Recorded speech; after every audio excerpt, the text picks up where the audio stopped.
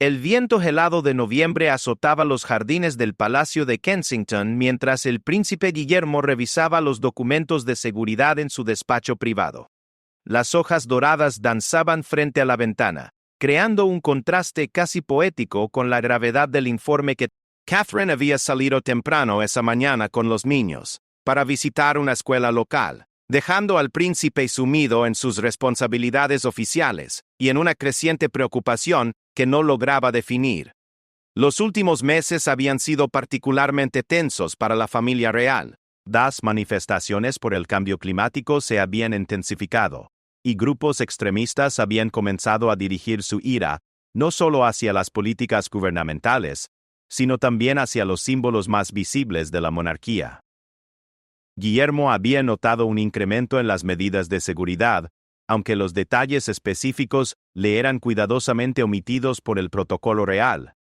El comandante James Harrison, jefe de la Guardia Real, había solicitado una reunión urgente esa tarde. Su llamada había llegado a las 6 de la mañana, con un tono que Guillermo reconoció inmediatamente, la voz controlada pero tensa, que indicaba que algo serio estaba ocurriendo. Harrison era un veterano de 30 años en el Servicio de Protección Real, un hombre que había visto de todo y que raramente mostraba signos de nerviosismo. Mientras esperaba la llegada del comandante, Guillermo reflexionaba sobre los eventos recientes que habían puesto en alerta a los servicios de seguridad. 3 semanas atrás, durante una visita oficial a Manchester, había notado un comportamiento inusual entre los agentes de seguridad. Miradas más penetrantes hacia la multitud, comunicaciones constantes a través de sus auriculares, y una formación más cerrada de lo habitual. Catherine también lo había percibido, preguntándole en el automóvil si había notado algo extraño. La puerta del despacho se abrió sin el golpe habitual de aviso. Harrison entró seguido por la Detective Inspector Sarah Mitchell de Scotland Yard, cuya presencia inmediatamente elevó el nivel de seriedad de la situación. Mitchell era conocida por su trabajo en la unidad antiterrorista, y su presencia en Kensington solo podía significar una cosa: la amenaza era real y específica. Su Alteza Real, comenzó Harrison, su voz cargada de formalidad profesional. Necesitamos discutir un asunto de seguridad nacional que afecta directamente a su familia. Mitchell abrió una carpeta clasificada y extrajo una serie de fotografías y documentos que hicieron que el corazón de Guillermo se acelerara.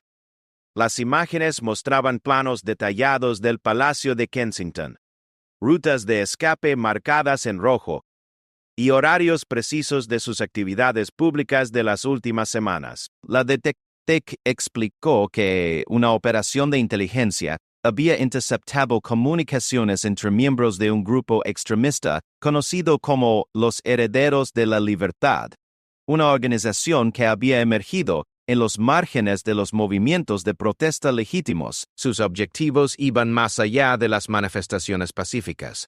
Habían comenzado a planificar acciones directas contra lo que consideraban a símbolos de la opresión monárquica.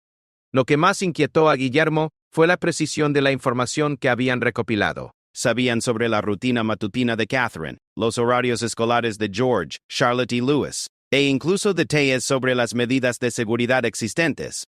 Alguien con acceso privilegiado había estado filtrando información, y esa realización golpeó al príncipe como un puño en el estómago.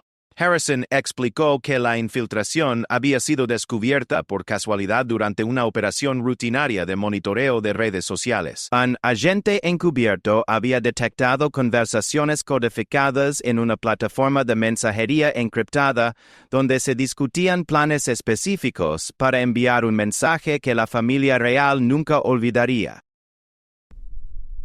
Las fechas mencionadas coincidían perfectamente con eventos públicos programados para la semana siguiente. La magnitud de la traición se hizo evidente cuando Mitchell reveló que las comunicaciones sugerían la participación de alguien dentro del círculo de confianza de la familia real. No era simplemente un grupo de extremistas operando desde afuera. Había un infiltrado que había estado observando, registrando y reportando cada movimiento durante meses. Guillermo sintió una mezcla de ira y vulnerability que nunca había experimentado. Como heredero al trono, había sido entrenado para enfrentar amenazas externas, pero la idea de que alguien en quien había confiado estuviera trabajando activamente para dañar a su familia lo llenó de una rabia fría y calculada. Sus pensamientos inmediatamente se dirigieron hacia Catherine y los niños, que en ese momento estaban en lo que creían era un entorno seguro.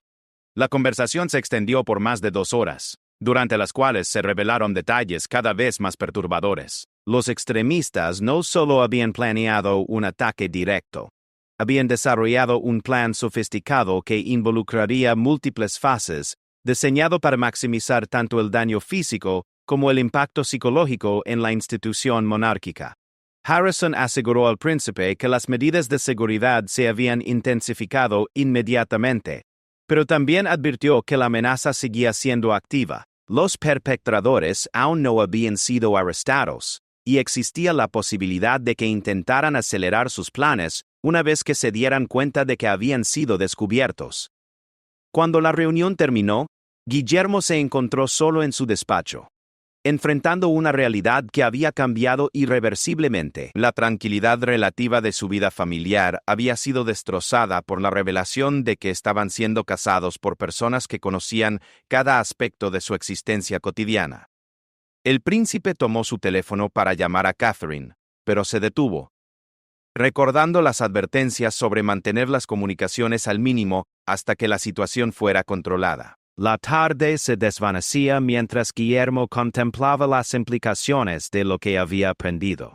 No era solo su vida la que estaba en peligro. La estabilidad de la monarquía misma estaba siendo amenazada por fuerzas que operaban desde las sombras. Con información privilegiada y un plan que había sido meses en desarrollo. La madrugada del día siguiente trajo consigo una actividad frenética en los pasillos normalmente silenciosos del Palacio de Kensington. Los agentes de seguridad se movían con una urgencia controlada, instalando equipos adicionales de vigilancia y estableciendo nuevos protocolos de comunicación. Guillermo había pasado una noche prácticamente en vela, su mente procesando constantemente los detalles de la amenaza y las posibles identidades del infiltrado. Catherine había regresado la noche anterior con los niños, completamente ajena a la tormenta que se había desatado en su ausencia. Guillermo había tomado la difícil decisión de mantenerla inicialmente al margen de los detalles específicos, siguiendo el consejo de Harrison sobre la compartimentación de información sensible.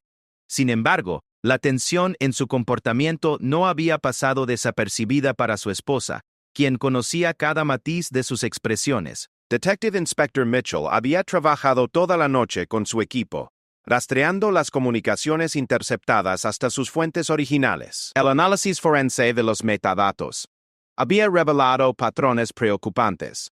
Las filtraciones de información habían comenzado 6 meses atrás, coincidiendo precisamente con la incorporación de varios nuevos miembros al personal de servicio del palacio. La investigación se estaba enfocando en 3 individuos específicos que tenían acceso a la información comprometida. Durante el desayuno, mientras los niños jugaban en el jardín bajo la vigilancia discreta pero intensificada de los guardias de seguridad, Guillermo finalmente decidió informar a Catherine sobre la situación.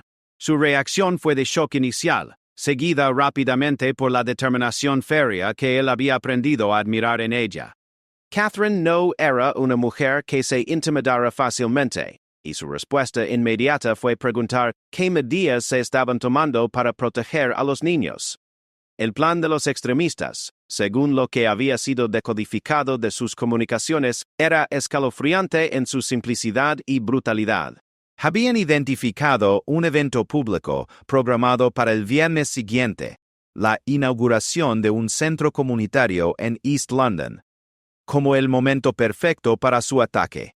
La información filtrada les había proporcionado no solo el itinerario exacto, sino también detalles sobre las rutas de evacuación, la ubicación de los vehículos de escape y los protocolos de seguridad estándar. Lo que más perturbaba a los investigadores era la sofisticación del plan.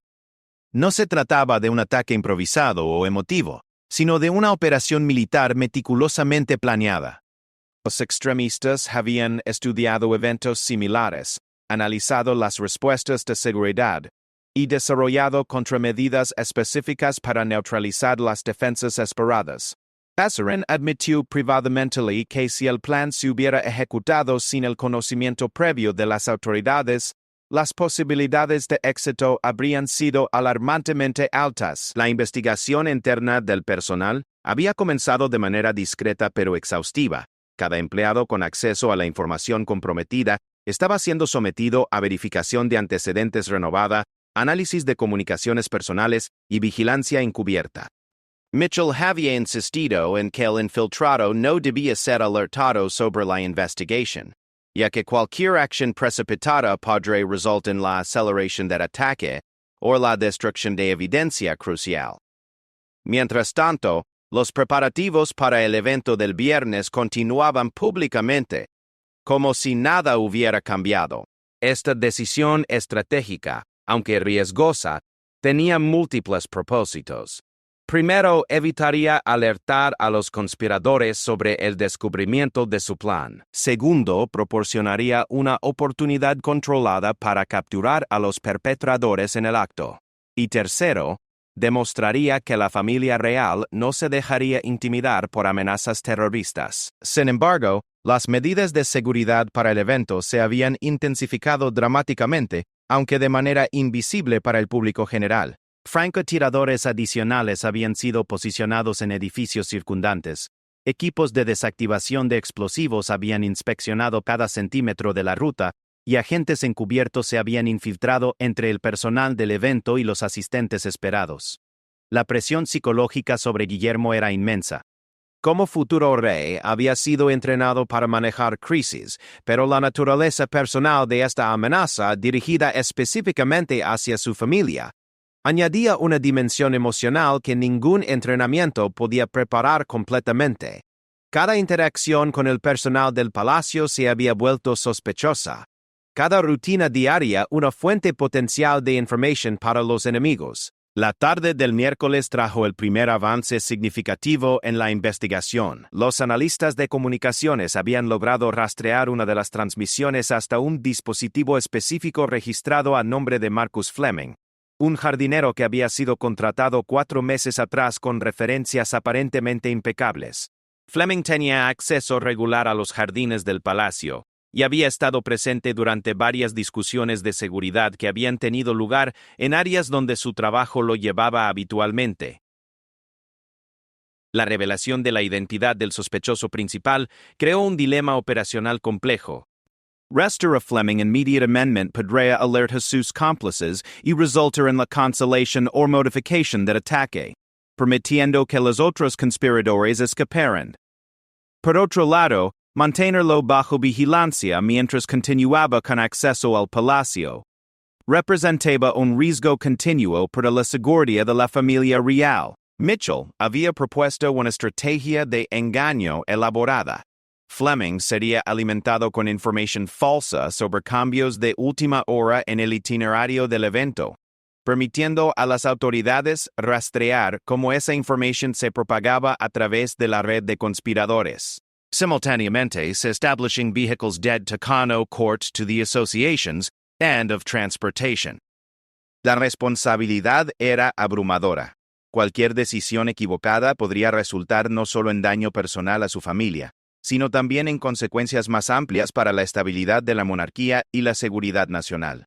Esa noche, mientras Catherine dormía inquietamente a su lado, Guillermo permaneció despierto contemplando las opciones. El evento del viernes se acercaba rápidamente, y pronto tendría que tomar decisiones que podrían determinar no solo su propio destino, sino el de todos los que dependían de la institución que él representaba. La sensación de estar siendo cazado se había intensificado, pero ahora se mezclaba con una determinación creciente de convertir a los cazadores en presas. El jueves por la mañana, el ambiente en el centro de operaciones temporalmente establecido en los sótanos del Palacio de Kensington era de tensión electrizante.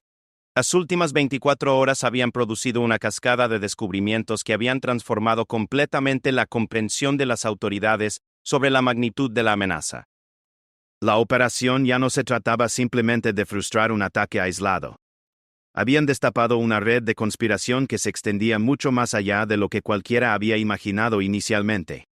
La estrategia de desinformación dirigida hacia Marcus Fleming había funcionado perfectamente. La información falsa sobre un cambio de último momento en la ruta del príncipe había sido transmitida inmediatamente a través de una serie de contactos que los servicios de inteligencia habían estado rastreando meticulosamente.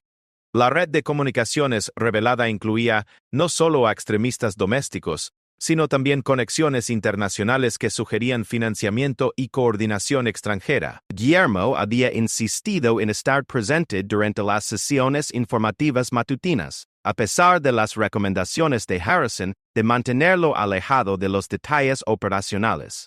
Como heredero al trono y objetivo principal de la amenaza, argumentó que tenía tanto el derecho como la responsabilidad de estar completamente informado sobre todos los aspectos de la situación. Su presencia en las reuniones había agregado una dimensión personal que motivaba aún más al equipo de investigación.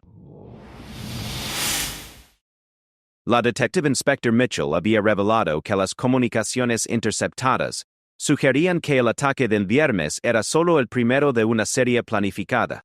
Los extremistas habían desarrollado lo que llamaban la Operación Corona Caída, un plan de múltiples fases diseñado para desestabilizar sistemáticamente la monarquía a través de una serie de ataques coordinados contra diferentes miembros de la familia real durante un periodo de varios meses. La revelación más perturbadora había llegado durante la noche, cuando los analistas forenses habían descifrado comunicaciones adicionales que indicaban la participación de al menos 3 empleados más dentro de diversos palacios reales. La infiltración no se limitaba a Kensington. Había evidencia de que información sensible estaba siendo recopilada también desde el Palacio de Buckingham y el Castillo de Windsor. La traición era más profunda y extensa de lo que nadie había anticipado. Catherine había demostrado una fortaleza notable frente a las revelaciones continuas. Su background como plebeya que había ingresado a la familia real le había dado una perspectiva única sobre las vulnerabilidades del sistema. Durante una conversación privada con Guillermo, había sugerido que la infiltración podría estar siendo facilitada por el resentimiento de empleados que se sentían marginados por las jerarquías rígidas del servicio real. Su observación había resultado profética, cuando la investigación reveló que al menos 2 de los infiltrados habían expresado previamente quejas sobre discriminación en el lugar de trabajo. Los preparativos para el evento del viernes habían tomado características de una operación militar. El centro comunitario que sería inaugurado había sido virtualmente transformado en una fortaleza, aunque todos los cambios de seguridad habían sido implementados de manera discreta para mantener la apariencia de normalidad. Equipos de élite de las fuerzas especiales habían sido posicionados estratégicamente, mientras que la tecnología de vigilancia más avanzada disponible había sido desplegada para monitorear cada aspecto del evento. Sin embargo, el verdadero golpe maestro había sido la decisión de convertir la ocasión en una trampa elaborada. En lugar de cancelar o mortificating signification B-effect, el evento, las authorities habían decidido proced exact potential from the Canadian that signifies the result and adds to the damage of the citizens. Based on, Marcus Fleming había continuado con sus rutinas diarias normales, completamente ignorante de que cada uno de sus movimientos estaba siendo observado y registrado. Los investigadores habían descubierto que utilizaba un sistema sofisticado de comunicación que involucraba códigos ocultos en aplicaciones de jardinería aparentemente inocentes. Its consultas sobre el cuidado de plantas específicas eran en realidad actualizaciones sobre movimientos de seguridad y cambios en los protocolos del palacio. La presión sobre Guillermo había aumentado exponencialmente, cuando Mitchell le había informado que las comunicaciones más recientes sugerían que los extremistas sospechaban que habían sido descubiertos. Referencias codificadas a plantas enfermas y necesidad de poda urgente indicaban que podrían estar considerando acelerar sus planes o cambiar objetivos alternativos. La posibilidad de que intentaran atacar a Catherine o a los niños directamente había sido discutida, y las medidas de protección para toda la familia habían sido intensificadas hasta niveles sin precedentes. Durante una reunión de estrategia tensa el jueves por la tarde, se había tomado la decisión final sobre cómo proceder. El evento del viernes se llevaría a cabo como estaba programado, pero con modificaciones sutiles que permitirían a las fuerzas de seguridad controlar completamente la situación. Guillermo asistiría, pero con protección tan intensiva que sería virtualmente imposible que cualquier ataque tuviera éxito. La parte más arriesgada del plan involucraba permitir que los extremistas iniciaran su operación antes de intervenir. Esta decisión había sido controvertida, con varios asesores argumentando que cualquier retraso en la respuesta podría resultar en consecuencias catastróficas. Sin embargo, Mitchell había insistido en que era la única manera de capturar a toda la red y prevenir futuros ataques. Esa noche, Guillermo había tenido una conversación profunda con su padre, el rey Carlos, quien había sido informado completamente sobre la situación. El monarca había expresado su orgullo por la manera en que su hijo había manejado la crisis, pero también había compartido su preocupación sobre las implicaciones más amplias para la seguridad de la familia real. Habían discutido la posibilidad de que este tipo de amenazas se convirtiera en la nueva normalidad para la monarquía moderna. El peso de la responsabilidad había sido abrumador para Guillermo, pero también había cristalizado su comprensión de lo que significaba ser un líder en tiempos de crisis.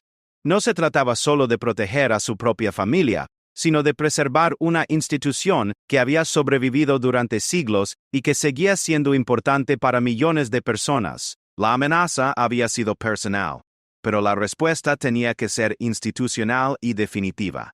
Mientras se preparaba para dormir en lo que podría ser su última noche antes del confrontamiento final, Guillermo reflexionó sobre cómo la crisis había cambiado fundamentalmente su perspectiva sobre su papel futuro como rey. La experiencia de ser casado había revelado vulnerabilidades que nunca había considerado, pero también había demostrado la fortaleza y lealtad de aquellos comprometidos con proteger la monarquía. El día siguiente determinaría no solo su seguridad personal, sino también el futuro de la institución que estaba destinado a liderar. El viernes amaneció con una calma engañosa que contrastaba dramáticamente con la tormenta de actividad que se desarrollaba bajo la superficie.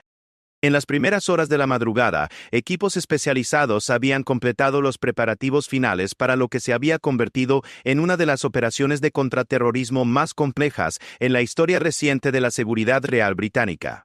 Cada elemento había sido calibrado con precisión militar, desde la posición de los francotiradores hasta los patrones de patrullaje de los agentes encubiertos. Guillermo había comenzado el día con una rutina aparentemente normal, desayunando con Catherine y los niños como si fuera cualquier otro viernes. Sin embargo, la tensión era palpable debajo de la fachada de normalidad. Catherine había notado la rigidez en sus movimientos y la manera en que sus ojos escaneaban constantemente el entorno, incluso dentro de la seguridad relativa del palacio. Los niños, afortunadamente, permanecían ajenos a la gravedad de la situación, aunque habían comentado sobre la presencia inusual de tantos adultos serios en los jardines. A las 8 de la mañana, el centro de comando temporal establecido en Kensington se había convertido en un hervidero de actividad coordinada. Pantallas múltiples mostraban feeds en vivo desde docenas de ubicaciones alrededor del centro comunitario donde tendría lugar el evento. Detective Inspector Mitchell supervisaba personalmente cada aspecto de la operación, manteniendo comunicación constante con equipos desplegados en un radio de varios kilómetros alrededor del objetivo. La primera indicación de que los extremistas estaban procediendo con su plan llegó a las 9:30, cuando la vigilancia detectó movimientos sospechosos cerca del centro comunitario. 3 individuos que coincidían con las descripciones de conspiradores conocidos habían llegado al área y comenzado lo que parecía ser un reconocimiento final del terreno. Sus patrones de movimiento coincidían exactamente con los escenarios que habían sido anticipados basándose en las comunicaciones interceptadas. Marcus Fleming había llegado al palacio esa mañana con su comportamiento habitual, aparentemente sin sospechar que cada uno de sus movimientos estaba siendo monitoreado por al menos 6 agentes diferentes. Los investigadores habían instalado equipos de vigilancia microscópicos en sus herramientas de jardinería, permitiéndoles observar en tiempo real mientras enviaba actualizaciones codificadas a sus contactos.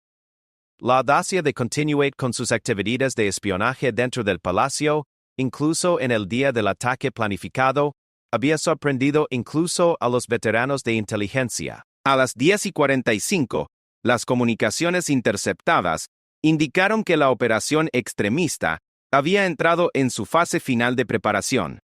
Referencias a "la cosecha está lista" y "el jardín necesita atención inmediata" señalaron que el ataque se iniciaría exactamente según el cronograma anticipado.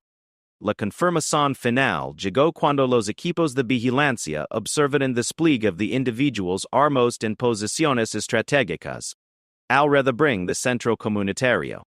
Guillermo había insistido en proceder exactamente según el itinerario público.